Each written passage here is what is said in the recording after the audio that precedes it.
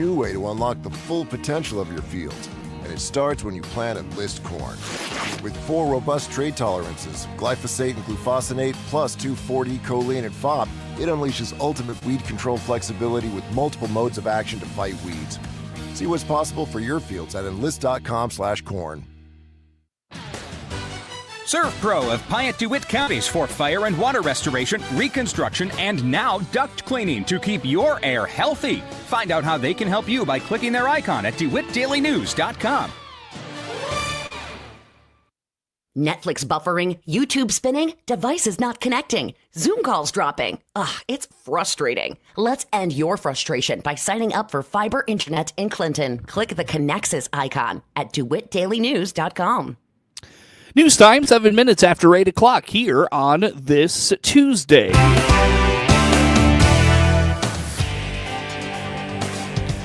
Top of the morning from the newsroom of Regional Radio and DeWittDailyNews.com. I'm Seth Lawrence with this expanded local newscast. We stream to Facebook and YouTube, brought to you by Peterson Insurance, your Pekin Insurance agent in Clinton.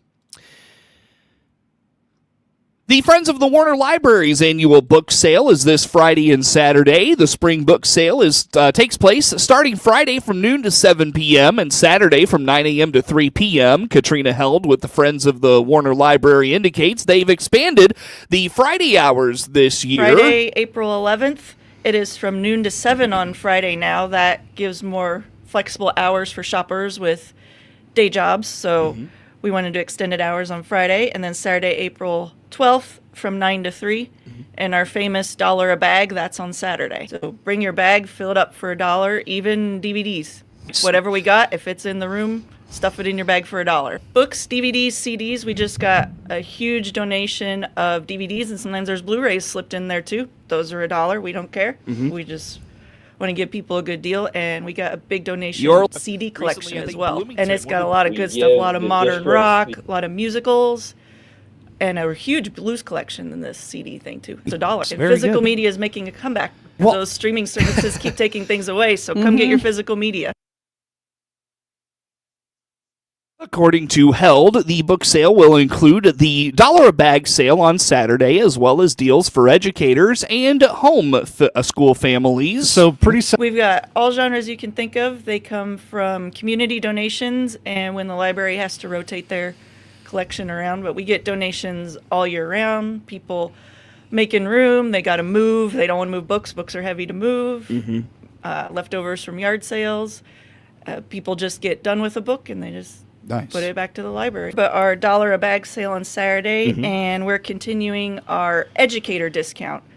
So if you're any kind of educator, public, private school, homeschool, doesn't matter, Friday, you will get that $1 a bag price, and then Saturday you get 2 bags for $1, because we've got a lot of nonfiction and your kids' books too. Director of the Warner Library, Bobby Perryman, indicates the Friends of the Warner Library have always been great supporters of theirs. Their efforts to help fund the annual summer reading club and other upgrades inside the library. So they always make a donation for summer reading, as I said, which really helps with our programming and our prizes and our big prize drawings that are always very popular. Last year we had record participation in summer reading, so we're very excited for the future, and having all of those programs and inducements really help. The Friends have donated for equipment like our microfilm reader. So we have a large collection of microfilm going all the way back, newspapers going back to the 1854, for not just for Clinton, but for Kinney and Wapella and other towns around us. And our microfilm readers were ancient, and they died, and the man who used to repair them also passed away. So we were just kind of in a bad way with no other way to access this microfilm, but with our digital microfilm reader, we can see it, we can print it better, we can crop it, we can do all kinds of amazing things, so all of those records are accessible. And in the past, the Friends have sponsored programs before. We had a Mary Todd Lincoln impersonator who came and did a program last year. She was wonderful. So lots of things like that they sponsor. The Friends also are our volunteers. So when we need extra help for our summer reading kickoff or our summer reading party or any kind of extra pair of hands, the Friends are wonderful to help us out. And the dealing with donations is a big deal. because we get a lot of them, and we just don't have enough staff or enough staff time necessarily to sort all of these donations, especially since we need to be running the library. So having the friends come in and volunteer and sort through them, and get rid of the moldy textbook from 1975 nobody is interested in, and actually sort out the things that are good for us to add to our collection or to sell is a huge help. Proceeds from this year's book sale will help fund what Held calls the biggest project in the history of the Friends of the Warner Library. We'll have more on that tomorrow on Regional Radio. DeWitt County business leaders will want to take advantage of the latest round of grant funding through the DeWitt County Development Council. On the WHOW Morning Show Monday, Kurt Homan, executive director of the DCDC, told Regional Radio the application deadline for their latest grant cycle has been moved to April 21st. We are in the midst of a new grant cycle.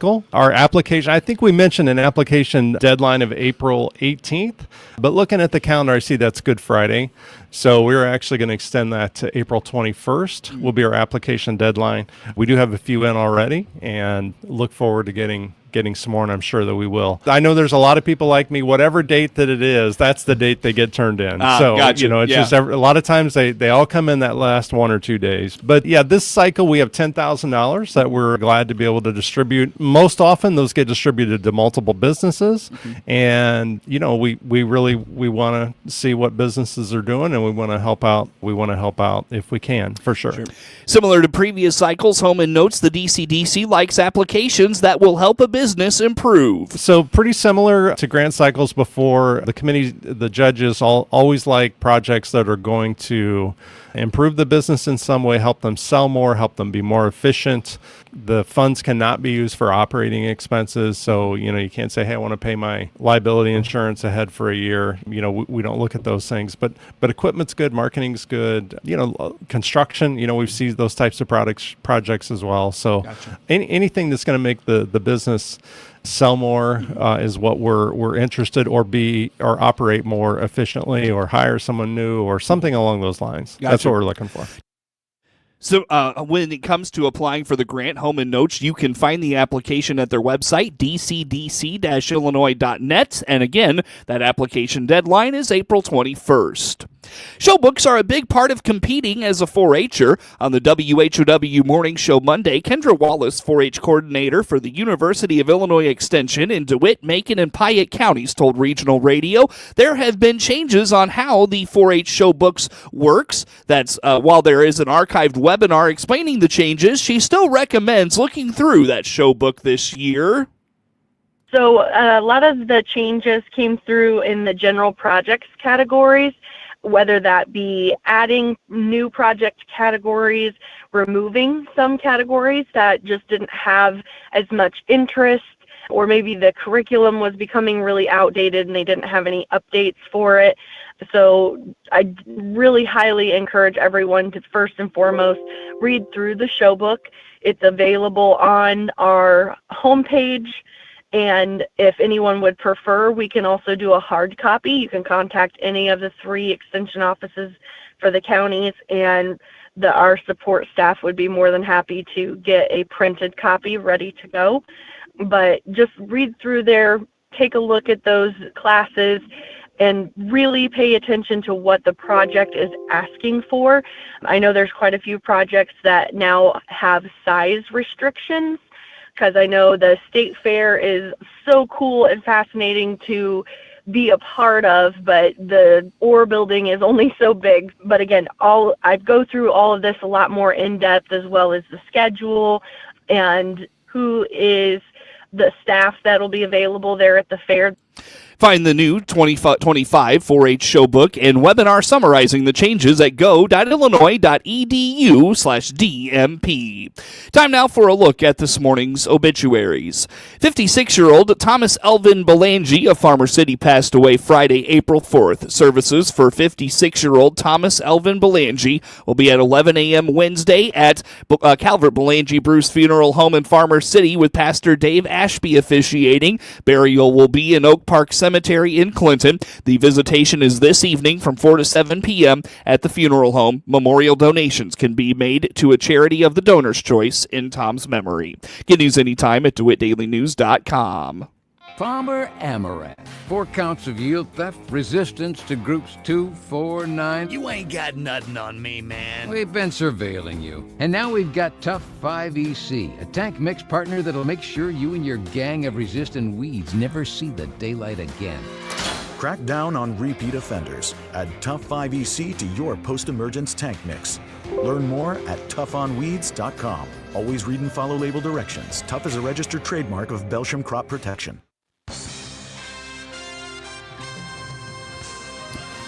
Time now for a look at sports. I'm Seth Lawrence with this report.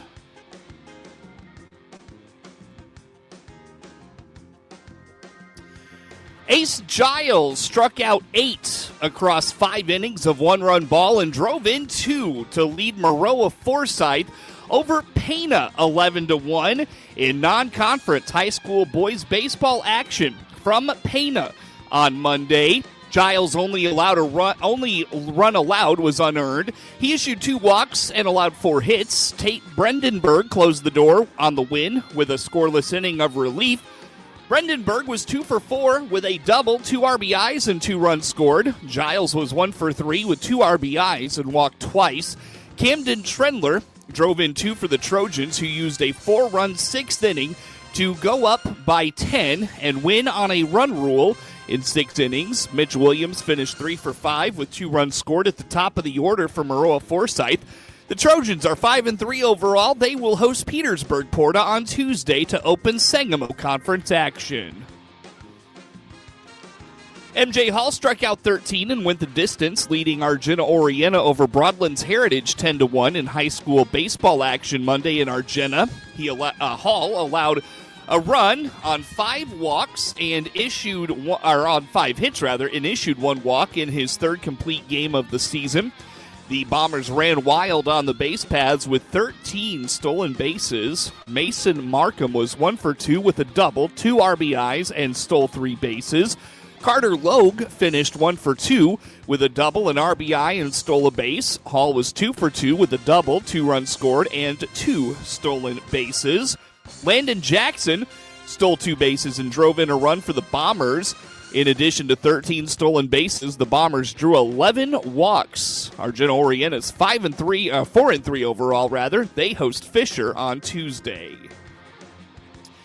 Normal Community brought out the bats on a chilly and windy day in Normal for an easy 18-0, 3.5 inning run rule win over Danville in Big 12 high school baseball action on Monday. The Ironmen started with 5 runs in the first inning. They added 7 more in the second and 6 to close out the game. Drew Stevens hit a 2-run homer in the second inning. Andrew Nauer, Luke Beatty, Chase Hendren, and Holden Baldwin each drove in 2. Nauer doubled twice, and Baldwin and Jacob Engel added doubles. 3 pitchers combined on a 4-inning, 1-hit shutout. Tyler Swanson struck out all 6 batters he faced in 2 innings of hitless relief. The Ironmen are 5-3 overall and go to 3-0 in the Big 12. They will host Champaign Central on Wednesday. Normal West combined for 37 runs in a rare weekday doubleheader sweep of Urbana on Monday in a pair of 15-run rule 3.5-inning wins in Urbana. The Wildcats rolled to a 19-1 Game 1 win, then an 18-0 Game 2 win. In the opener, Chase Newth and Torrin Delary just missed the hitting for the cycle. Newth homered, tripled, and doubled, missing the cycle by a single with 2 RBIs. Delary got the single, but missed the cycle by a home run, adding a double and a triple. Delary drove in 3 and scored twice. Nolan Schultz added a home run and finished with 3 RBIs. In the second game, Newth added another homer, a double, and drove in 3 more. Drew Hart added 2 doubles and 3 RBIs. Chase Reinhardt drove in 3 runs. Ryder Kuhn tossed 3 2/3 innings of shutout ball with 7 strikeouts. With the pair of wins, Normal West is 9-3 overall and 3-1 in the Big 12. They will play at Bloomington High on Wednesday before hosting Bloomington on Friday in more Big 12 action. Argenta-Oreana made quick work of Broadland's Heritage 23-2 in a run rule 5-inning romp Tuesday in high school softball action from Broadlands on Monday. Karma Giles paced a balanced Lady Bombers attack, finishing 3 for 4 with 2 doubles and 3 RBIs. Gracie Manning was 2 for 3 with a triple, 2 RBIs and 2 stolen bases. Bryn Jones, Piper Jones, and Elisa Armstrong each drove in 2 for Argenta-Oreana. Emmy Reynolds and Lily Manning drove in runs. Lily Manning allowed 2 runs in 4 innings with 5 strikeouts and permitted 4 hits while issuing 3 walks. The Lady Bombers are 2-5 overall. They will travel to Tri-City to take on Tri-City Sangamon Valley on Tuesday. Maroa-Forsyth scored 4 runs in the top of the 7th inning and rallied to a 9-8 marathon win over Pana in non-conference high school softball action on Monday in Pana. The Lady Trojans led 5-1 after a 2-run 5th inning, but the Lady Panthers got 3 runs back in its half of the 5th to trail 5-4. They would add 2 more in the 6th to go up 6-5. In the Lady Trojans' half of the 7th, Adeline Simmons' run-scoring double tied the score at 6. After Callie Kaler walked, Taylor Crouch brought home 2 with a single, and Danny Hovey's RBI single finished the scoring for the inning, putting the Lady Trojans in front 9-6. Of the 8 runs surrendered in the game, only 2 were earned for Hovey, including one of the 2 in the 9th on a 2-run homer that came after a leadoff base runner reached on an error. Hovey struck out 9, walked 1, and permitted 8 hits. Crouch was 3 for 4 with 2 doubles and 2 RBIs. Aubrey Stewart hit a solo home run. Simmons was 2 for 4 with a double and 2 RBIs for Maroa-Forsyth. Lainey Larner and Hovey drove in runs for the Lady Trojans. With the win, Maroa-Forsyth goes to 5-2 overall. They host Petersburg Porta on Tuesday to open Sangamo Conference action. Monticello and Mount Zion combined for 26 hits, but it was the Lady Braves who outlasted the Lady Sages 13-6 in non-conference high school softball action from Mount Zion on Monday. Each team scored 4 runs in the first inning. Isabella Beery scored 2 with a base hit, and later in the frame, Allie Widener doubled in 2 more to put Monticello up 4-0. Evelyn Ethel hit a 2-run homer that brought Mount Zion within 4-3. Ellie Green singled in the tying 2 runs. 2 batters later, Cassidy Stoffel brought in Sadie Walsh in the top of the 2nd inning to put Monticello back in front 5-4, but that would be the last lead of the day for the Lady Sages. The Lady Braves scored 3 more in its half of the 2nd to go up 7-4. Leading 10-6, the final blow for Monticello was a Chloe Williams bases-clearing triple that put the Lady Braves up 13-6 in the 6th inning. Walsh led Monticello, going 4 for 5 with a double, an RBI, and 2 runs scored. Beery was 2 for 4 with 2 RBIs, and Widener finished 2 for 4 with 2 RBIs. Thea Key added a double for Monticello. The Lady Sages' 8-game winning streak to start the year comes to an end as they fall to 8-1. They travel to Tri-Valley on Tuesday. GCMS outlasted Hayworth 5-4 in a 9-inning extra innings marathon Monday in the heart of Illinois Conference High School softball action in Hayworth. The Lady Hawks went up 3-1 with a 3-run 2nd inning. Hayworth got the 3 back with a 3-run 3rd inning, highlighted by a Grace Steens run-scoring triple that tied the game. GCMS knotted it at 4 with a run in the 5th, and it was all goose eggs until the Lady Hawks broke the tie in the top of the 9th. Natalie Kopp was 3 for 4 with 2 runs at the top of the order for the Lady Hornets. Streens and Emily Rogers were each 2 for 4 with an RBI and runs scored. Gabby Dow twirled 9 innings for Hayworth. She struck out 6, walked 4, and permitted 14 hits. The Lady Hornets are 2-4 overall and start 0-1 in the heart of Illinois. They travel to Hayworth on Wednesday. A 4-run third inning propelled Villa Grove past Blue Ridge 10-2 in Prairie Central Conference High School softball action Monday in Farmer City. Carly Fenton and Lily Anger drove in the only runs for the Lady Knights. Anger stole a base and was 1 for 3 with a run scored. Addison Rose was 3 for 4 with a triple and a run scored. Carson Steiger finished 1 for 4 with a triple for Blue Ridge. The Lady Knights dropped to 2-5 overall and start 0-1 in the Lincoln Prairie Conference. They will host Toledo Cumberland on Friday. Decatur Unity Christian scored 16 runs in the first inning in a 19-5 two-inning run rule romp in Lincoln Prairie Conference High School baseball action Monday in Farmer City. The Knights' Preston Giles permitted 11 unearned runs in the inning. He led the Knights going 2 for 4 with a double and 2 RBIs. Blue Ridge falls to 0-6 and starts 0-1 in the Lincoln Prairie. They host Armstrong Potomac on Thursday.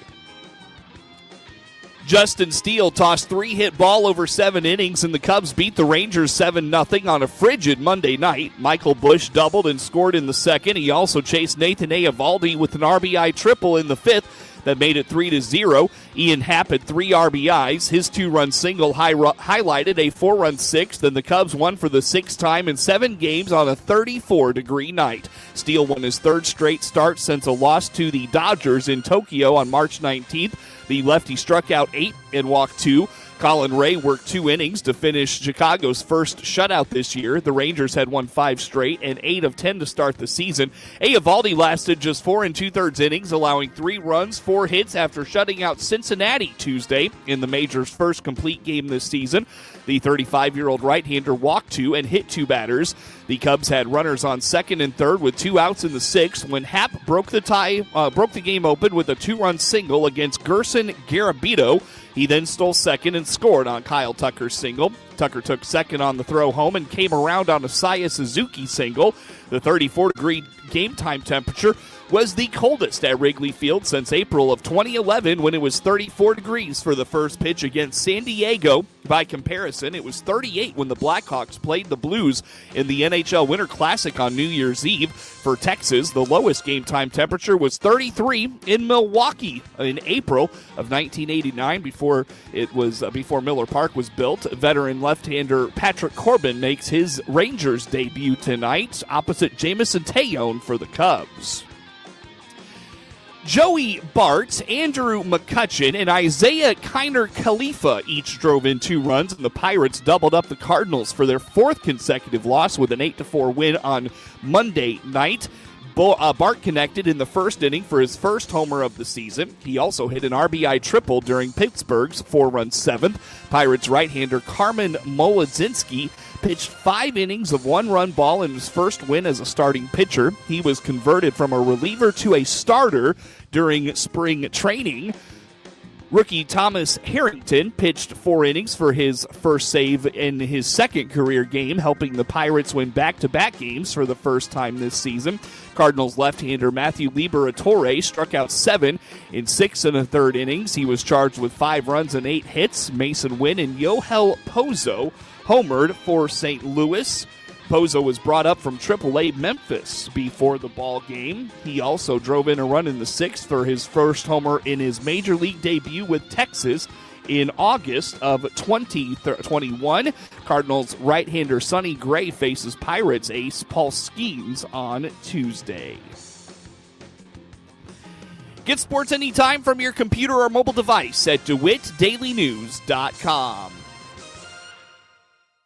Experience the power of better connection with Connexus Fiber Internet. Connexus delivers ultra-fast, reliable speeds to keep you connected at the speed of life. Whether you're working from home, streaming your favorite shows, or gaming with your friends, Connexus has you covered. Say goodbye to buffering and dropped calls and say hello to fiber fast internet. Ready to upgrade your connection? Sign up today by clicking the Connexus icon at DeWittDailyNews.com. Nothing connects us like Connexus.